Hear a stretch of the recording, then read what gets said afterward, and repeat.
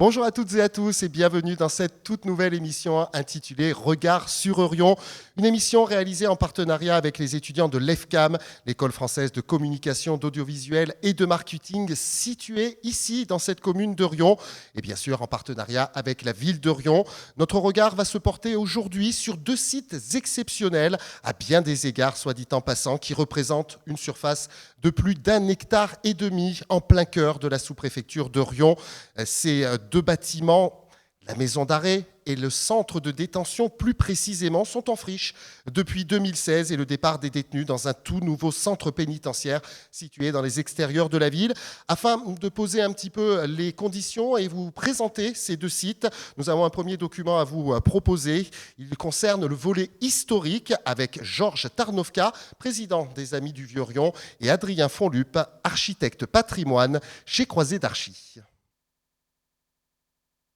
Je suis Georges Tarnowka, je suis président des Amis du Vieux-Orion. On va commencer par la maison centrale de Rion. Au nord de la ville était installé le couvent des Cordeliers depuis 1357. À partir de 1790, avec la Révolution, ils ont été obligés de quitter Rion et le couvent a été vendu comme bien national. À partir de 1800, quand il y a eu une fixation du tribunal supérieur à l'intérieur de la ville, donc à ce moment-là, il fallait un endroit pour mettre les prisonniers qui venaient d'être jugés. À partir de 1812, il y a eu une mise en adjudication des travaux et en 1821, le centre de détention est ouvert. Les conditions dans lesquelles vivaient les détenus étaient effroyables et il y a eu plusieurs révoltes, dont celle de 1964 et celle de 1972. Est arrivé bien entendu 2016 où il y a eu la fermeture de cette maison de détention. En 1860, sur les plans de Hémont-Mallet, la maison d'arrêt a été créée juste à l'extérieur des boulevards de Rion. Elle a beaucoup servi, surtout pendant la Seconde Guerre mondiale, où on a eu des opposants qui ont été enfermés. D'abord, le premier, c'est Jean Zé. Et en juin 1944, il a été enlevé de la prison par des miliciens. Il a été assassiné dans le bois de Cussé. Dernière chose qui, à mon avis, est importante pour la ville de Rion, ça a été l'évasion de 114 prisonniers par la résistance. Cette construction, bien entendu, est en volvic. Elle est composée en forme de croix de Lorraine, avec plusieurs travées qui se succèdent, contrairement à ce qui se faisait avant, les formes en étoile. Bonjour. Je m'appelle Adrien Fonlup, je suis architecte du patrimoine. Ça fait 3 ans que j'exerce en tant qu'architecte du patrimoine associé chez Croiset d'Archi dans la région. Et nous avons étudié les deux prisons historiques de Rion. Alors elles sont intéressantes à plus d'un titre. Elles représentent l'évolution des idées sur l'enfermement. Donc c'est un débat qui est né à l'époque des Lumières à la fin du XVIIIe siècle et qui a perduré et qui perdure encore jusqu'à nos jours, mais qui a vraiment marqué l'histoire de l'architecture carcérale tout au long du XIXe siècle. Et à Rion, on a deux visions différentes de l'architecture carcérale, non pas par une pure modification de point de vue, mais aussi en fonction de leur but. Et en fait, les deux prisons ont deux fonctions différentes. L'ancienne maison centrale, donc ex-couvent des Cordeliers, avait pour but d'accueillir les prisonniers condamnés à des peines plus ou moins longues, mais condamnés, donc reconnus coupables, alors que la maison d'arrêt a un statut plus ambigu, puisque son but est d'accueillir des gens présumés innocents en attente de jugement. Et en plus de ça, la prison, on va dire longue durée, donc la prison centrale qui est l'ancien couvent des Cordeliers, vise à aussi permettre la réinsertion et donc de prévoir des espaces extérieurs, des espaces de travail, des ateliers. Voici donc pour la présentation de ces deux sites et maintenant pour vous imprégner un petit peu plus encore de l'atmosphère qui pouvait y régner, nous allons voir dans ce deuxième document une immersion avec ceux qui les ont pratiqués, qui les ont vécus et en particulier Jean-Pierre Felder qui a été gardien pendant 20 ans au centre de détention d'Orion. Si vous voulez, dans cet atelier, bien sûr, il y a des machines pour faire de la menuiserie. Hein. C'est prévu comme une menuiserie à l'extérieur. Donc voilà, dans cet atelier, il travaillait environ une quinzaine de détenus. Et il faut savoir que tout détenu qui travaille en prison est rémunéré. Dans cette buanderie, il y avait un surveillant responsable, bien sûr, qui gérait tout le linge de la détention. Il avait avec lui 3-4 détenus qui étaient chargés de faire tourner les machines, les essoreuses, plier le linge. Donc là aussi, il travaillait des détenus qui étaient rémunérés, bien sûr. Donc là, nous nous trouvons dans les parloirs familles, comme on appelle. On procédait de la façon suivante. On rentrait d'abord les familles dans les box. Et ensuite, une fois que les détenus avaient été fouillés, on rentrait les détenus qui rencontraient leur famille ici pendant pratiquement 2 heures ou 3 heures toute l'après-midi. Ils avaient une table et 2 chaises, un à côté, un de l'autre, et ils papotaient, et puis il y avait un endroit pour les enfants pour jouer éventuellement. Donc là, on se trouve dans un bâtiment d'hébergement. Nous sommes dans l'endroit où le détenu passait une grande partie de sa journée et éventuellement toute la nuit. Donc à Riom, toutes les cellules étaient faites de la même manière et aménagées. Le lit est scellé et il a sa table, sa chaise, une télévision et un frigo. Un détenu, contrairement à ce que éventuellement ça se dit maintenant, quand il a passé 15 ans ou 20 ans derrière les barreaux, tout seul dans une cellule qui fait environ 9 mètres carrés, oui, quand vous parlez au mur, le mur vous répond ou vous ne répond pas. Donc là, on se trouve dans la cour de promenade où les détenus se promenaient toute la journée aux heures d'ouverture. Et puis, de temps en temps, il y en a qui allaient faire du sport de l'autre côté, dans l'autre cour, où on va aller tout à l'heure. Alors, ouais, là, nous sommes sur le perron de la cour de sport, où vous voyez au fond là-bas un mirador qui était occupé 24 heures sur 24 par un personnel.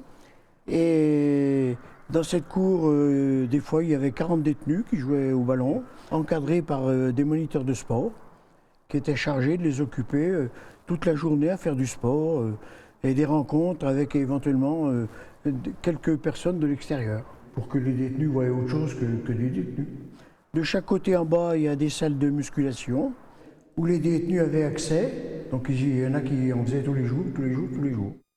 Ce qu'il y a, c'est que là, il n'y avait pas toujours que les détenus qui faisaient de la musculation, mais c'est comme dans les prisons, vous savez, les gens aiment bien se rencontrer pour discuter d'une chose ou d'une autre, éventuellement de ce qu'ils ont fait ou pas fait, et puis voilà. Donc c'était aussi également un lieu de rassemblement. Et nous allons donc passer maintenant à la partie échange de cette émission avec nos 3 invités de jour que je vais vous présenter. On va commencer bien sûr par monsieur Pierre Pécoul, maire de cette ville de Riom, Jacques Porte, directeur du pôle architecture et patrimoine de la direction régionale des affaires culturelles Auvergne et Rhône-Alpes, la DRAC, Fabien Dugour, chargé de mission cœur de ville et grands projets à la ville de Riom. Et on va se tourner naturellement vers vous, monsieur le maire, pour commencer. Monsieur le maire, bonjour. Bonsoir. La ville de Riom a donc pour projet de réhabiliter ces 2 friches en cœur de ville. Pouvez-vous nous en dire un peu plus sur la nature de ce projet ? À l'heure actuelle, nous sommes en négociation. Les services de l'État sont encore propriétaires de ces bâtiments. Nous sommes sur le point de trouver une solution et un compromis. Nous souhaitons aujourd'hui les ouvrir sur la ville, ces bâtiments, tout en conservant l'architecture, la géographie, tenir compte de la géographie, pour que demain, il y ait une vie qui s'instaure aussi dans ces bâtiments. Je me tourne maintenant vers Jacques Porte. Jacques Porte, bonjour. Bonjour. Vous êtes donc architecte et urbaniste de l'État en chef, directeur régional du pôle architecture et patrimoine. Nous l'avons vu dans le premier document que nous avons diffusé tout à l'heure, ces 2 bâtiments revêtent aujourd'hui un fort enjeu patrimonial. C'est la raison pour laquelle vous accompagnez la ville de Riom dans ce projet de réhabilitation. À quel niveau la DRAC aujourd'hui va-t-elle intervenir ?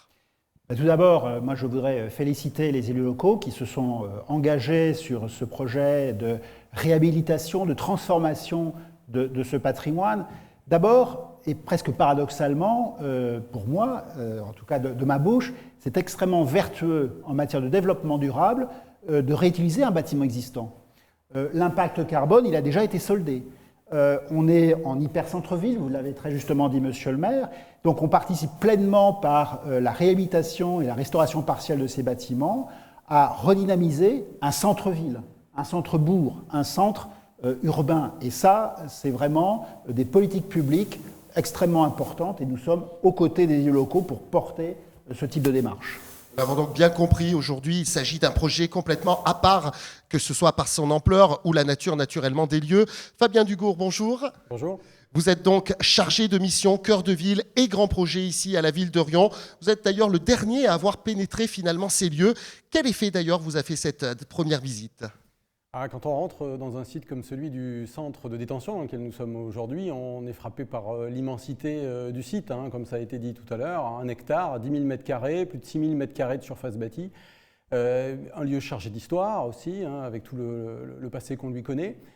On ne peut qu'avoir des ambitions importantes quand on est dans un site comme celui-ci. Et c'est dans ce sens-là qu'on essaiera de travailler pour pouvoir redonner des fonctions à ce site, comme ça a été dit aussi, tourner vers l'avenir et avec des fonctions peut-être plus en prise avec le fonctionnement du cœur de ville tel qu'il existe aujourd'hui. C'est en tout cas le fondement de l'ambition qu'on souhaite donner à ce projet. Vous écoutez tous les trois, on comprend clairement que la réhabilitation de ces 2 anciennes prisons représente aujourd'hui un enjeu majeur pour la ville de Riom, monsieur le maire. Il est évident que ça présente un enjeu majeur, comme l'a dit M. Porte tout à l'heure. C'est la vie de la ville, c'est de redynamiser cette ville pour laquelle on travaille depuis plusieurs mois. Aujourd'hui, on est dans le cadre de l'opération Cœur de Ville, donc, qui va se terminer en 2026. On doit donc pouvoir sortir ce projet et le mettre à la disposition de différents projets qui peuvent s'instaurer dans ces bâtiments. Et il faut surtout relier, pas dissocier les 2 bâtiments, la maison d'arrêt et le centre de détention, et le Pré-Madame, qui sont aujourd'hui des lieux très fréquentés par les Riomois, pour demain qu'il y ait une vie qui s'instaure vraiment dans cette ville.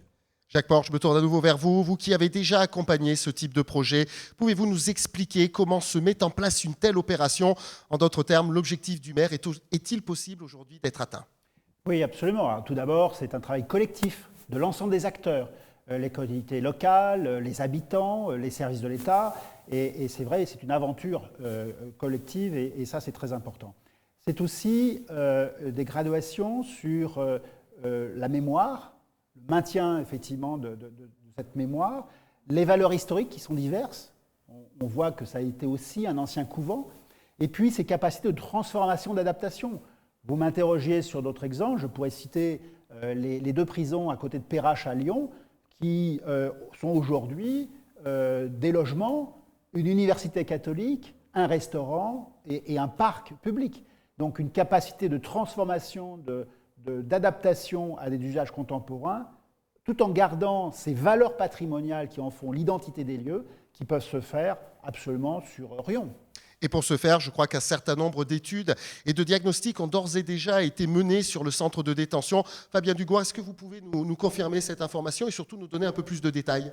Oui, bien sûr. Un projet de cette ampleur-là nécessite énormément de travail en amont. On peut citer déjà 4 natures de travaux et d'études diverses.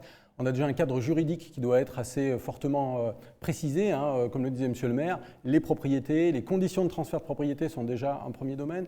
Ensuite, on a tout un tas d'études et de diagnostics techniques qui doivent être entrepris, qui sont en cours sur la solidité des bâtiments, les parties qui pourraient être démolies et les autres. On a une partie de diagnostic patrimonial qui va en lien très fort avec les services de l'État et de M. Fonlu qu'on a vu tout à l'heure, sur les parties qui sont à identifier comme étant à mettre en valeur. Et enfin, on aura une partie qui est tout aussi importante, qui est celle de la définition du projet en tant que tel, avec une mixité de projets et les fonctions qu'on souhaitera implanter à l'intérieur de chaque site.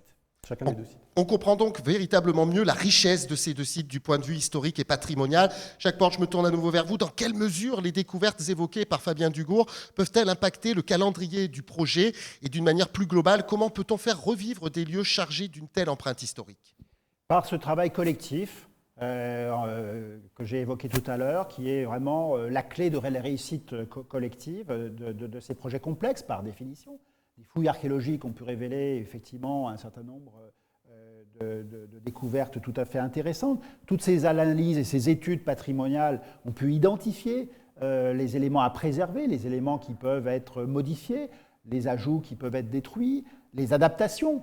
Vous parlez, monsieur le maire, souvent, et c'est vrai, la question du mur de clôture, qui est un impact aussi visuel et de fonctionnement.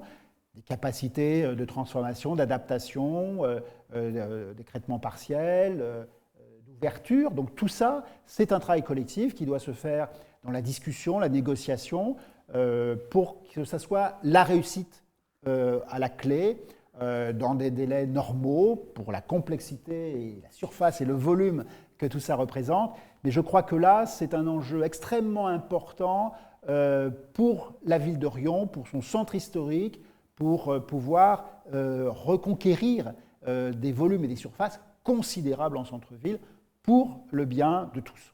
Merci en tout cas à tous les trois pour ces premiers échanges très intéressants et qui vont nous tenir en haleine tout au long de cette émission. On va maintenant retrouver Monsieur le maire dans les couloirs de l'Hôtel de Ville pour qu'il nous présente plus précisément ce superbe projet ici à Riom. Comme tous les Riomois le savent, à l'heure actuelle, nous avons 2 friches carcérales qui représentent plus d'1,5 hectare de surface en plein centre-ville de Riom. Il s'agit de 2 bâtiments désaffectés depuis 2016, suite à l'ouverture du nouveau centre pénitentiaire de Riom. On souhaite redonner de la vie à ces friches, aujourd'hui fermées par des murs d'enceinte, en les ouvrant sur la ville. On a également la volonté de relier ces 2 sites entre eux, avec les jardins de la culture, pour avoir un vrai pôle d'attractivité. Nous allons procéder en 3 étapes. D'abord, il nous faut acquérir ces 2 sites qui appartiennent encore à l'État. La discussion est bien avancée, elle est en cours. Ensuite, on va construire un programme avec la DRAC et l'architecte des bâtiments de France, car on est sur 2 sites à très forte valeur patrimoniale. D'un côté, un ensemble architectural remarquable, avec notamment un couvent du XIVe siècle. De l'autre, une prison du XIXe qui revêt une dimension symbolique et historique très forte. On va s'assurer de la faisabilité des 2 opérations à travers une étude de programmation. On l'a déjà menée d'ailleurs pour le centre de détention, avec en parallèle des fouilles archéologiques, et on compte lancer une démarche similaire sur la maison d'arrêt. Alors il s'agit d'un projet structurant qui se réalisera nécessairement sur plusieurs années. Mais on sait qu'avec des idées claires, une volonté et un portage politique fort, on peut avancer vite et bien. On peut en témoigner puisqu'on a déjà réalisé les jardins de la culture avec un cinéma, une médiathèque et une nouvelle école municipale de musique et d'art plastique sur un ancien couvent en friche en moins de 4 ans. 2022 sera une année assez décisive pour ce double projet et on se fixe comme objectif l'ouverture de ces sites pour la fin du mandat. J'y crois fort et on y sera. C'est ambitieux mais réaliste. Et tant que c'est réaliste et réalisable, on se doit d'être ambitieux. On prendra le temps qu'il faut sans rien précipiter. Un tel projet doit être mûrement réfléchi, même s'il faut savoir que cela fait déjà plus de 4 ans que cette réflexion est engagée de notre côté. C'est pour des projets de cette ampleur qu'on est élu, des projets structurants comme ceux qu'on a déjà réalisés depuis 2014, qui vont changer en profondeur le visage de la ville et bénéficier à l'ensemble des Riomois, à ceux d'aujourd'hui, mais surtout à ceux de demain, nos enfants et nos petits-enfants. Et comme l'évoquait très justement Monsieur le maire, ce projet s'adresse aux Riomois d'aujourd'hui et ceux de demain. C'est la raison pour laquelle on a décidé d'aller à leur rencontre, à votre rencontre, pour nous donner votre sentiment sur la question. Alors là, on sort complètement du champ lexical pénitentiaire. Ouais, du coup. Parce que ça ne pourra plus être une prison. Moi, je trouve qu'on a déjà beaucoup de sites classés. Je veux bien, moi, mais bon, ça fait des frais encore supplémentaires. Regardez ce qu'ils ont fait depuis. Alors, c'est peut-être suffisant, non? Je ne sais pas. Je sais pas. Un quartier sympa. Bon, pourquoi pas y faire habiter des gens aussi? Je veux dire, bon, il y a de la place.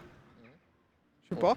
Un éco-quartier, tiens, ça pourrait être pas mal en plein centre-ville. Pour moi, sur Riom, il manquerait des places de stationnement. Donc, si un parking était potentiellement faisable, ce serait bien. Après, il me semble qu'il y a des choses qui sont classées. Donc, peut-être essayer de concilier aussi avec les monuments classés. Oui, des parkings, oui, c'est bien pour la ville, mais ça reste quand même des bâtiments historiques. Et c'est dommage, quelque part. Il y a plein de choses. Ce qui est très à la mode, on fait beaucoup de bureaux. C'est un super bâtiment, mais je pense qu'il mériterait d'être visité et en tout cas d'être vu. Si par exemple il y avait une cour à l'intérieur, pourquoi pas la rendre visitable par le public? Dans l'idée, j'aurais pensé à faire un musée. Voilà, je trouve ça toujours intéressant de dire, de réhabiliter, de montrer la vie des prisonniers, quelque part quelque chose qui reste assez tabou, qu'on ne connaît absolument pas. J'ai fait 2 ans et demi grosso modo à l'époque, à l'ancienne où c'était un ancien couvent. Ouais. Donc après, moi ce que je pense qu'on pourrait en faire, si on reste dans un peu le pénitentiaire, on pourra faire un truc éducatif en montrant des témoignages, tu vois, de condamnés, par exemple, je sais pas moi, ou même des condamnés qui pourraient témoigner et dire, moi, tu vois, comme moi, j'ai 37 ans et j'ai passé les 3/4 de ma vie de majeur en prison. Moi, je pense qu'elle est aussi un lieu historique. C'est vrai qu'elle prend de la place, c'est vrai qu'elle pourrait être utilisée autrement. C'est vrai que dans le quartier, il y a la médiathèque, les jardins de la culture et qu'on pourrait coupler avec peut-être quelque chose encore de culturel. Néanmoins, elle a un passé qui est important quand même, surtout pendant la Deuxième Guerre mondiale. Alors, je ne sais pas si ça ne devrait pas être mis en valeur. Pourquoi pas en faire quelque chose, une galerie d'art ou voilà. D'accord, ouais, la réhabiliter. Oui, mais pas la détruire en tout cas, enfin à mon sens. Monsieur le maire, vous êtes en poste depuis 2014 dans cette belle ville de Riom. Vous mûrissez, je crois, ce projet depuis une certaine durée maintenant. Pouvez-vous nous dire ce qui a finalement changé depuis 2016 sur ce projet de la maison d'arrêt? Alors, je crois que quand on écoute les témoignages des gens qui ont été interrogés, on s'aperçoit que tout le monde tient à ces bâtiments, et qu'il y a toutes les raisons de redonner de la vie dans ces bâtiments. Suite à la visite que nous avons eu la chance d'effectuer à Lyon, j'en remercie M. Porte et les services de l'État, le sous-préfet, qui ont favorisé aussi cette visite. Ils nous ont permis de voir ce qui pouvait se réaliser. Et demain, on a bien pris conscience qu'il fallait qu'on revoie un peu nos idées et nos objectifs. Mais nos objectifs, les revoir, oui, mais dans le sens, il faut garder les bâtiments, mais il faut donner de la vie dans ces bâtiments pour que les Riomois puissent se les approprier et que demain, on donne encore plus d'animation dans notre belle ville de Riom pour laquelle on se bat tous les jours. Fabien Dugour, vous êtes vous-même Riomois de naissance. Comment appréhendez-vous finalement cet aspect affectif et émotionnel qu'évoque Monsieur le maire?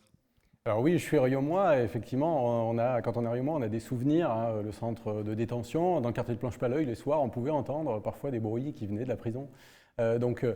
Bien sûr, il y a encore une fois beaucoup d'ambition sur ces sites-là. Ce qu'on a en tête, c'est le développement urbain, c'est le changement des fonctions de la ville. Comme ça a été dit, ce sont des quartiers, des îlots entiers de la ville qui étaient refermés sur eux-mêmes pour une fonction particulière. Il faut qu'on travaille à donner de nouvelles fonctions, à ouvrir.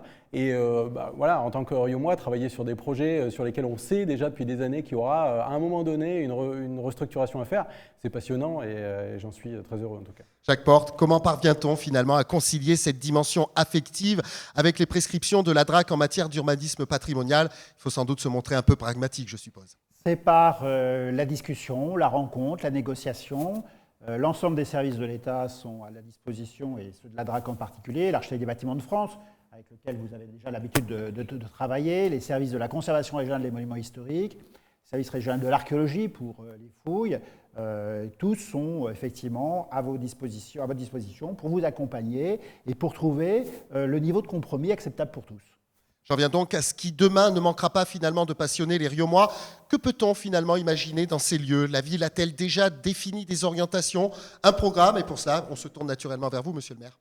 Écoutez, la ville a beaucoup d'idées, mais je crois qu'il faut tenir compte de toutes les idées qui peuvent nous être apportées.